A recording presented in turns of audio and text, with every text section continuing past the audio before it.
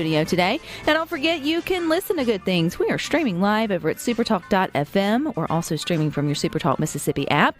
And, of course, you can always find us on your local SuperTalk Mississippi radio station. And head on over to supertalktv.com, too, because you can watch Good Things. You'll see I'm not alone today. In the studio, joining me is Miss Kathryn Sullivan. She is the Government Relations Director for the Mississippi American Heart Association, along with Terry Wages. He's the Executive Director for the Mississippi Fire Academy. And what are they doing together? Some good things. They've got legislation that passed that's helped saving lives. So that's something to celebrate on a Monday, guys. It is. So welcome. Okay, Kathryn, I'm going to start with you because from what I'm learning, you went and knocked on Terry's door about 2019 or maybe a little before, and you had an idea for a really helpful policy. So walk us through that. Yeah. So in 2019, this has been, years in the making. I approached Terry and some folks at the Fire Academy about a policy that the AHA is very passionate about called telephone CPR. And so what telephone CPR does is guarantees that there's a standard of training for all telecommunicators. So when you call 911 and you are a bystander for somebody who's had an out-of-hospital cardiac arrest, that telecommunicator on the phone is able to walk you through verbal CPR instructions over the phone so that you can actually help save, your loved one or a stranger's life. So prior to that, I'm assuming that if you were to call 911, they would try to help you the best they can. It's the actual training piece that may have not been fully in place. Right. And so something that's really unique about this is that even if you, and Terry can actually speak to this, if you know how to physically perform CPR, talking somebody through the verbal instructions of giving CPR to somebody over the phone is very different. How do you calm them down? How do you get them to take action? It's not the same. And so it's really about the training piece behind the policy. So, Terry, when Kathryn knocked on your door and was like, hey, I think this is a great idea, what did you think about it from the standpoint of the Mississippi Fire Academy? Well, I started looking into what it would take to get started doing it, and reached out to some of our colleagues to pitch the idea of what they think. And we had a real positive reaction. Of course, we had a lot of questions about it, the liability associated with it, how we'd get it across the state. So that process went on for a few months, and then COVID hit us and slowed things down a little bit. But we managed to keep the ball rolling. Like Kathryn said, being a firefighter for the last 30 years and also a paramedic, I've done CPR many times. But I didn't realize until I actually took the Telecommunicator CPR course what the difference was in how we do it on the scene and being there and doing it and trying to talk someone on the phone through doing it. And there's a lot of challenges there that it's not hard to do, but if you're not aware of what to ask, it could be a hurdle. Well, just putting yourself in a different situation, which is be trying to give someone directions who's lost. Like if you've ever called someone who's trying to find you or get somewhere and they don't know where they're at and they're sort of panicky and you're trying to tell them where to go and turn around in maybe a city they don't know, that is a disaster. And that's like minor compared to if you're now in a life-threatening situation right. and you're now trying to walk somebody through something they've maybe never sort of done before. So I can see where this would be, super helpful. How was it received from like the 911 responders and maybe who else would be on the other end of the training part? Sure. I think, overall it was very positively received. I think lots of people in the field have thought about this, right? There's, how can we do this better? How can we make sure that chain of survival from, an incident to, medical professionals arriving on the scene, how do we make sure that those links are better connected? But there's always challenges in, passing policy, whether it's at the legislature or through a board. And there's, like Terry said, lots of questions and things that needed to be answered. And so that was a lot of the work that was done that kind of took some years to get through. What were some of the, roadblocks? You don't have to call anyone out or necessarily like that, but like thinking through it, because it sounds like a no-brainer, right? But obviously there are things you have to think through. What was maybe the thing that finally got it pushed over the edge or that you guys were able to figure out, or the kinks to get out? Wrinkles. That's the word. I think the last meeting that we had, the last board meeting, I think back to something that Terry said. And, all these questions had been answered. We had talked to, the state's torts claims board and made sure that there was no liability and, things that are genuine concerns that needed to, questions that needed to be answered. But at the end of everything, Terry said to the board, why wouldn't we do this? Why would we not offer this? And I think that was kind of the thing that got us over the edge with everybody was, this could make this could save lives in Mississippi, so why wouldn't we do it? Terry, everyone's talking about CPR and what first responders and all that can do in terms of a cardiac event. I mean, we all witnessed it on national television not too long ago, and it's brought it up in conversation. And I was laughing here on Good Things saying, Mississippi comes out with a policy just a couple weeks later or right at the same time. But the work had been going on. It was just a great coincidence.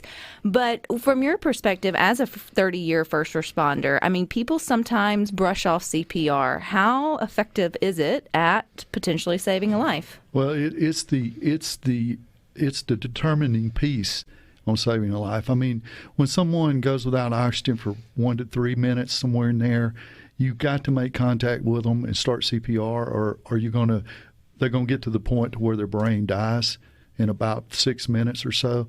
So that initial CPR is crucial. I think 1 out of 10, isn't it, Kathryn, have a chance to survive out of hospital cardiac arrest.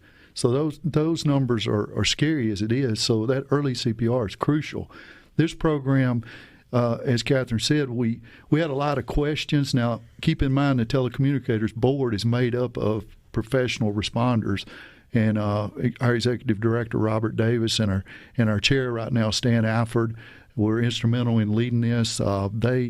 They had a lot of questions, and rightfully so. We had to vet it through the legal components. The access to the program was a big question. The cost of the program, just a lot of questions to answer that took a little time to get all that. But in the end, I think Mississippians are much better placed now with this being voted on and approved.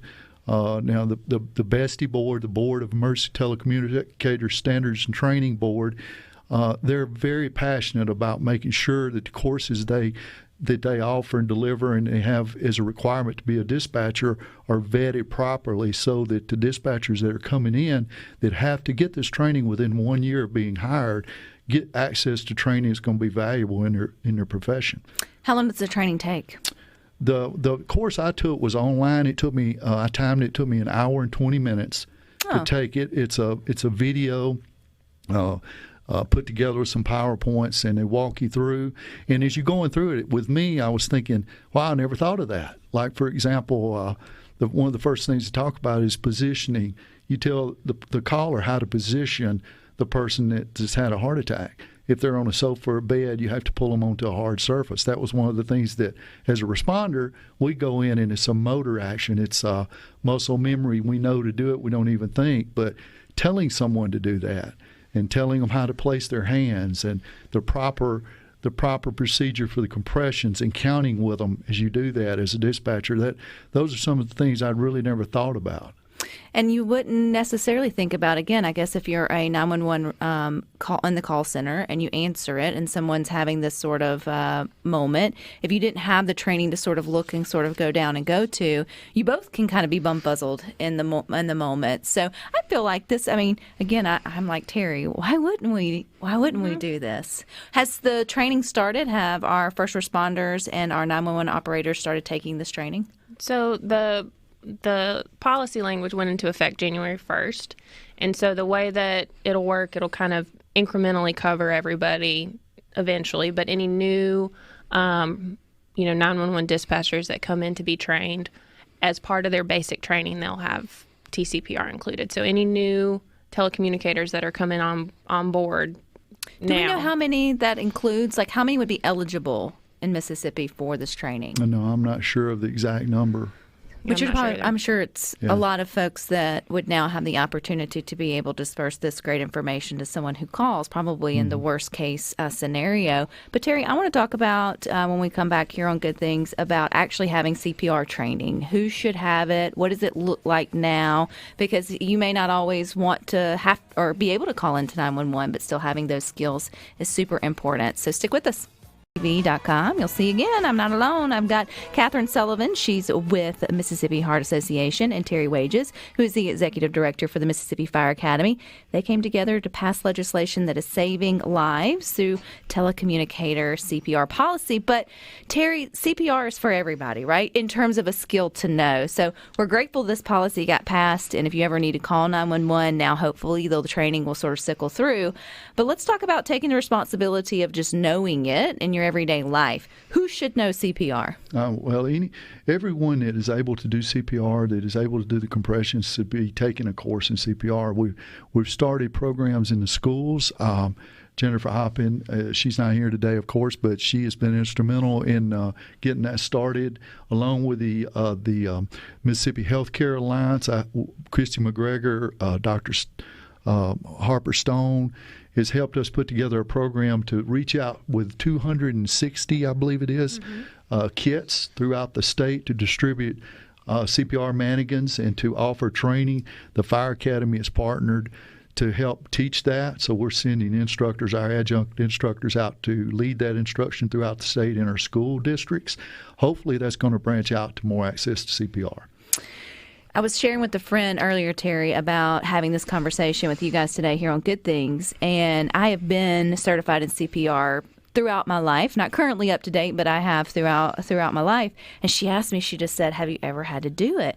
I was like, "No." And she was like, "You'll never forget your first time. It's terrifying." So now with 30 years under your belt as a first responder or as a fireman, I mean, do you still remember the first time you had to whip out those skills that you learned in class? I do. I was a young firefighter in Tupelo, and it was 1993, first time I had to do CPR. And I can remember the patient and where it was at. But after that, I was scared, to say the least. And after getting through that first time, I remember thinking, "Wow, that was something. We really made a difference," you know. And then years and years later, and all the patients that we've conducted CPR on over the years, you don't remember them all, but you do remember what you feel like and how you feel when you're doing that. And it's almost like you become just focused on that, nothing around you, just on that, and as you're going through it, time just seems to just stop, and you perform it, and you don't think about it, especially the more you do it. So it's amazing what a person can do when they set their mind and get trained like that to offer that help to Mississippians or to anybody that needs it. But our courses that we offer through the Fire Academy and many other training centers throughout the state, there's access almost everywhere now to get CPR training. So we urge Mississippians to get out and get training and just make phone calls, and you can find access to a training center to get the training. I feel like one of the biggest fears would be, if I don't do it perfect, then what's the point? Or I'm not sure I would remember everything in my training, right? I felt that. I've had jobs where it was required for me to be CPR certified, and I remember thinking, "Oh God, I'm not going to remember any of this if and when a time sort of comes." Is poorly done CPR better than no CPR? I mean, give us a little bit of encouragement that if we don't get it perfect, we could still save a life. Well, the biggest thing is making sure your compressions are deep enough to have that blood circulating throughout the body. That's one thing we see is you're almost frightened to push too hard, especially the first time you do it. So making sure you compress at least 2 inches and then let that compression come back up fully before you compress again, and then just keeping that count, because now we have what we call hands-only CPR that we're teaching in the schools, where you're not doing the breathing, you're just doing the compressions till responders arrive. So we emphasize the depth of the compressions, how they perform, the pace of the compressions, and that's crucial in doing it properly. If you don't get a deep enough compression, you're not really doing effective CPR. Was that change due to the fact that that's just scientifically a better way of doing it, or for the fact that there was a lot of people who were hesitant about putting their mouth on a stranger even if they were dying? Well, there's been a lot of scientific research, and Kathryn can speak to this, that backs up AHA's model on how we do CPR now. Kathryn, if you want to speak to that. No, I mean, that's exactly right. I would just say that, this is the recommended method from the American Heart Association, and everything we do is based in science. Well, and I also think that's because you did have some that were like, ooh, I don't want, it's just personal space, even though somebody is going through a time. You would think you would override that in your brain, but you just never know. So that's just one barrier down. But this is also another sort of remembrance for us, what all the American Heart Association does. Whatever you may think they do, y'all are out there doing a wide variety of things. So when someone asks you, what does the American Heart Association do for Mississippi? How do you respond with that, Kathryn? Wow, big loaded question. It's only an hour show now. I think what I think about when I think about the American Heart Association is that the work that we do is to prioritize Mississippians living longer, healthier lives. And so that looks like physical activity, that looks like work in schools, that looks like working to create, systemic change through legislation and policy. That looks like food pantries and nutrition security work. We do a little bit of everything all over the place, things that, help Mississippians have better health is what's going to, reduce heart disease and stroke. When it comes to policy, do you feel like, Mississippi's legislators are at least open to hearing ways they can make our communities and our schools and all of that, safer, at the same time healthier? Oh, for sure. Yeah, for sure. But I guess there's always just questions to be answered or loose ends to be tied up when it comes to anything or any sort of change. So you can see sort of now why it takes a little longer to get things done. But you had the pandemic in there, so we'll give you at least a year. Yeah. That year technically doesn't count. That doesn't count. That's it. And so now here we are. So if someone wanted, though, Terry, to maybe get CPR certified, they haven't done it in a while. Do you still have to go in person, or are there online opportunities for that now? Well, there are online courses to take CPR through, but we recommend an actual person-to-person course to do CPR, so you can get the proper checkoffs to show placement of the hands, the depth of the compressions, how to bag someone or ventilate someone. So we recommend that's the best way. Of course, with the online surge since COVID, you can just about do anything online now. However, the Fire Academy, we really encourage and try to get the person-to-person contact. And Kathryn, you shared that you were an expectant mother, so congratulations. Thank you. But you mentioned that was something important for you as well, to sort of go through that prior to a family. Terry, is it completely different, like people with young children or have their grandchildren around? Are those procedures significantly different than, say, the way you would treat an adult? It is somewhat different with an infant, how you hold the infant. The placement of the hands, maybe using the thumbs instead of the palm of the hands, so depending on the age. So that's all taught during the course. And then, of course, with our classes that we teach, we also teach access and how to apply the automatic defibrillators, which is crucial. CPR being the first step in the chain of survival, and then access to that, what we call AED, is the second step. So we try, if there is an AED present, we try to teach how to get the CPR provider to get access to that, place it on the patient, and it delivers that charge automatically once you put it on there and just push a button and it determines if it's needed. Is that another area AHA is trying to push to maybe get more access to those? I know that there were once, or still is, a lot of conversation about certain athletic places, schools having sort of access to those, but also knowing sort of how to use them. Are we bridging that gap too here in Mississippi? For sure. nationally, that's something that we work on and we're always looking for funding for. The biggest barrier for AEDs is costs, and making sure that they're accessible, in any facility that you go to. Yeah, and then having someone, I'm assuming, that would know how to utilize it. But you can teach someone. You have to sort of get it there first, because oftentimes, even though it's scary, it's still a good conversation to have when you think about youth athletes and you see the horrible headlines. A lot of times it comes back to, sudden cardiac events. And usually it's something that either wasn't known or was already being treated, but still having those type of equipment can be a lifesaver. But CPR, we can all play our part in sort of knowing the right way of doing things. And so how long does your CPR certification last, Terry? Well, I know mine's out. Yeah. The actual certification lasts 2 years. Oh, yeah, mine's way out. Mine's dated. The course is about 4 hours in total. Y'all whittled that down. So it's you can go through it. It depends on how many participants you have, if you have to break classes up. But typically, just a normal size class, you can go through it fairly quickly. Again, like I said, we try to teach all the components going through it, as well as AED. So it's important to know that. Well, being the executive director of the Mississippi Fire Academy, will you hang out with us? I know y'all are really doing some cool things there. And stick with us. We got more coming up next. Mississippi app. And we're continuing our conversation with Terry Wages. He's the executive director for the Mississippi Fire Academy. I couldn't let you go, Terry, because I've had the good fortune of actually coming to the Fire Academy on a couple occasions, talking nutrition to the boys there, and seeing your wonderful facility. And I feel like more people need to know about the good things going on. It's very remote, kind of hidden back in Rankin County, but y'all got a lot of cool trainings happening there. So how do you describe the Fire Academy? Well, it's an amazing facility.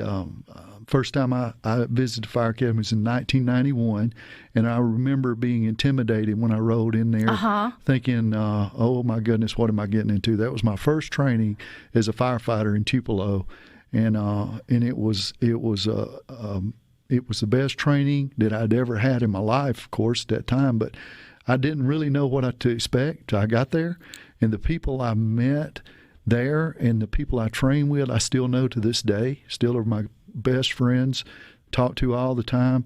So the camaraderie built through that agency is amazing. It stays with you a lifetime, not to mention just all the courses. I think we have 75 on-campus hybrid courses now. We have about 45 what we call field deliveries done out in the field for volunteers and other departments throughout the state. So it's almost like a small community college as far as the atmosphere, but it's just first responders, firefighters coming out there. And there's people who come from out of state into Mississippi for training that can only be, or maybe not only be done, but can be done there at the Mississippi Fire Academy. What kind of setup or, I guess, facilities do you all have that makes it, attractive for other people to come in and use? Well, we have it's all in-house there. We have our own dormitory, cafeteria. We keep everything's done there on site. As a matter of fact, we're about to open a new dorm fire station project. It's been under construction now for a couple of years. It's going to add another 140 beds, 2 more large classrooms, and a big fire station engine bay to our campus. That's going to allow us to train more first responders. So just what we can offer, and it's just all-inclusive type atmosphere when you come out, and the diversity of courses that we offer are needed as a firefighter advances through their career for the promotions they need from the firefighters up to lieutenants and captains and chiefs and so on. So most of the firefighters that connect out there, when they first get in the profession, we see many, many times throughout their career. Those who are looking to be a career firefighter in Mississippi, they've all had to come through the Mississippi Fire Academy. That's correct. Under our state law, you're required to take what we call the 1001 course, the basic firefighter course there, to be a career firefighter in the state. Now, many people don't know that our volunteers make up the most firefighters we have in our state. They right now, I think we're at about 12,000 volunteers in the state and about 3,500 career firefighters in the state. So the volunteers are trained. They have 2 courses they take. We call them Boss Cert 1 and 2, that they can take through the Fire Academy to get that initial training. And if they want, they can come out to do the basic firefighter course. But we try to give access, make it available to our volunteers, because they're such a crucial part of our state fire service. As we were talking on the break about our insurance rates in the state, and as many people know, the Fire Academy is a division of the Mississippi Insurance Department and functions under the leadership of Commissioner Mike Chaney. Commissioner Chaney he's He's an advocate of fire service in the state, and he makes sure that we communicate the need for our fire service in the state to control and help keep down those insurance rates, because the trained firefighters, the what training they have, the equipment they use, their water supply is all calculated in what a homeowner pays for their insurance. So it's very important that we maintain our state fire service. If someone was listening and maybe they thought about it or they hadn't thought about a career in fire service, because you mentioned, Terry, that you really never thought about it until the opportunity was presented to you. Who's a good fit for it? Who would be a good fit to be a fireman or firewoman, I guess, here in Mississippi? Well, it's not just a single personality that you can nail it down to, because we see so many different personalities, the diversity of the personalities that come through. But it takes one thing I can tell you have to have is commitment. Commitment for the training, to focus on what you want to do in your career. That is key to being successful in this profession. Of course, there's many more we can talk about as you go through the training, but the one that comes to mind is that commitment to maintain your training and continue it throughout the years, because I've been in it over 30 years, and I still take courses and train. So it never stops. It seems like in those first 5 to 8 years of your career is just consumed with training. Well, everything's developing, new science, new research, new technologies. And so, I mean, just like for me, talking about CPR, which we started here on Good Things, the way I learned it as my first time as a lifeguard versus now how I would be completely different in the techniques, because they got better. And when you know better, you do better. And I would assume it's the same with any kind of first responding training or technologies. It is. When I first started 30 years ago, we responded to fires. That was really all we did. We'd go to wrecks. We started going to wrecks. I think the first year or two I was there on extrication. But before that, the ambulance companies were doing extrication. So fire branched off into that. Now fast forward 10 years. Now we're into the technical rescues, where you have rope rescue, trench, confined space, hazmat. Swift water is a big one now. So those are the fire departments are responding to. And then finally, in the last 15 years, we've seen the evolution of EMS in the fire service. Now we have many of our fire departments throughout the state running EMS all the way up to the paramedic level. So we call it the all-hazard profession now, because literally everything that happens is in an emergency. Even if law enforcement's involved, the fire departments are going. You're never going to be bored. That's true. You're never going to be bored. I mentioned fireman and firewoman, but is there a sort of increase in ladies getting into the fire department in Mississippi? There is, actually. We see more and more women coming into this profession and doing an outstanding job in this profession. Their commitment as they come into the training has been exemplary. They seem to really are able to attach to the training. Sometimes the strength component comes into play, but the ones that we've graduated through the fire academy, you wouldn't think would be strong enough to drag a 160-pound man 100 feet, but they commit to that and focus on it, and they get it done. And they get it done, and then they're able to graduate. How long does the fire academy last? If you were to go in as you call it, new recruit, new cadet, I don't know the language, how long are you there before you graduate? Well, we have some prerequisites you have to meet to get in.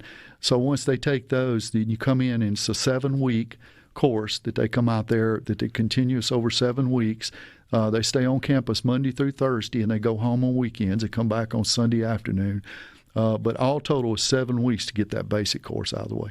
You've made it a career, Terry, over 30 years. Could you imagine doing anything different now? I couldn't. I can't imagine the fire service not being a part of my life. I think it'll always be.